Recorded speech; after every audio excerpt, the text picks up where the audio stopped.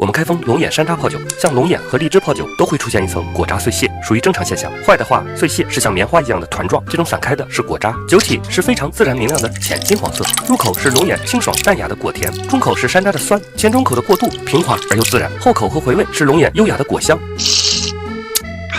整个酒体酸甜清透，穿透力恰到好处，让人瞬间感觉味蕾被打开，特别适合餐前的开胃。单独喝，口感层次也非常丰富。龙眼山楂泡酒，个人感觉是5星。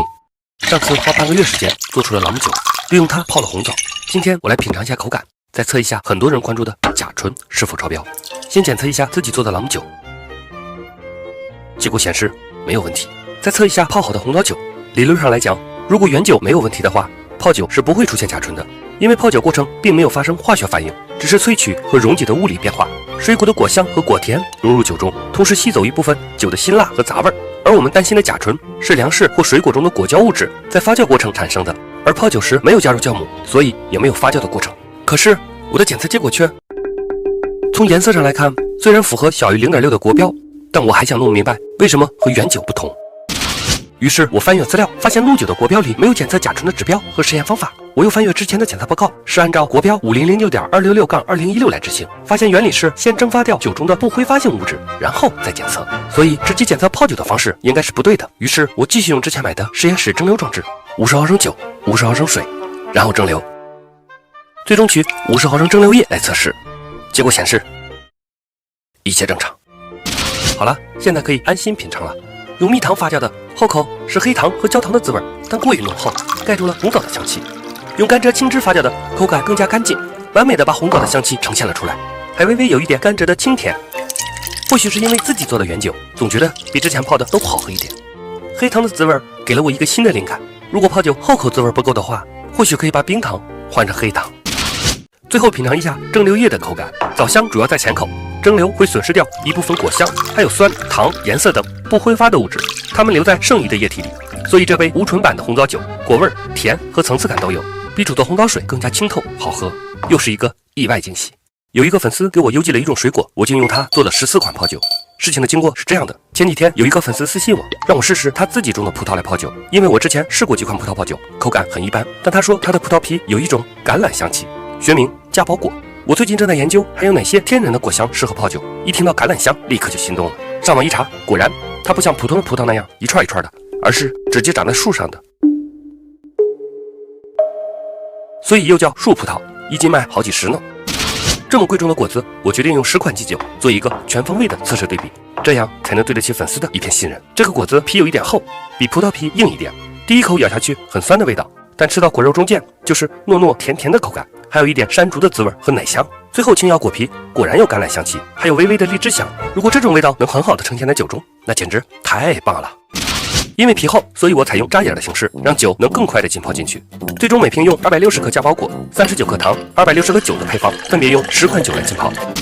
糖的比例是算出来的，因为我测试加包果的含糖量为11%左右，一般水果的糖分有1半左右会融入酒中，我想做出20%的最终含糖量，所以我加糖的比例是15%，260克酒加糖就是39克，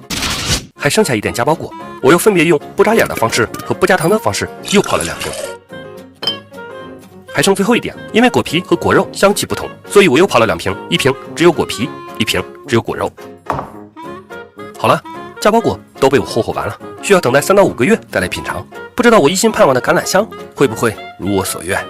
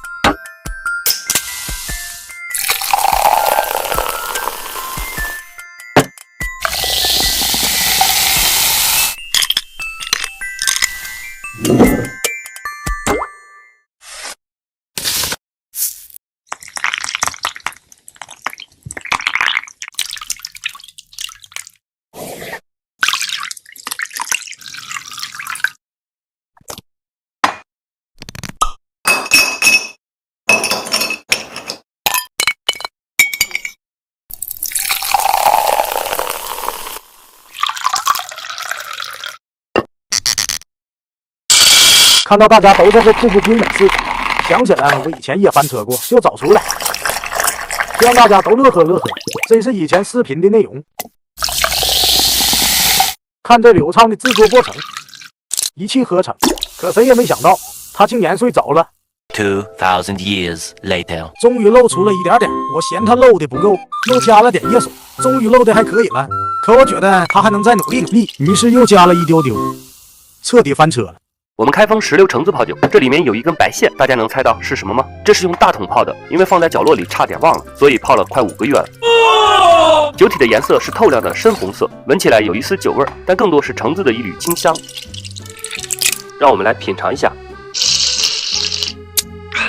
入口是冰糖甜和石榴甜融合在一起的甜，很舒服。口腔中是石榴的果味，回甘第一层是橙子的清香，第二层是石榴的甜，中间微微夹杂着一点酒感，但迅速又被果味覆盖掉，整体很顺滑，层次感也比较明显。最近多种水果复合的泡酒总喜欢加点橙子，因为橙子香气的变化很丰富，而且非常清爽，使酒体入口会特别的舒服。我计划等快递正常以后邮寄出去做一个质量检测，因为这款酒的时间有点长，石榴的清爽口感多少被压下去了一些，所以我感觉石榴橙子泡酒最佳的浸泡时间是3个月左右。如果时间合适的话，这款酒的口感一定是5星加。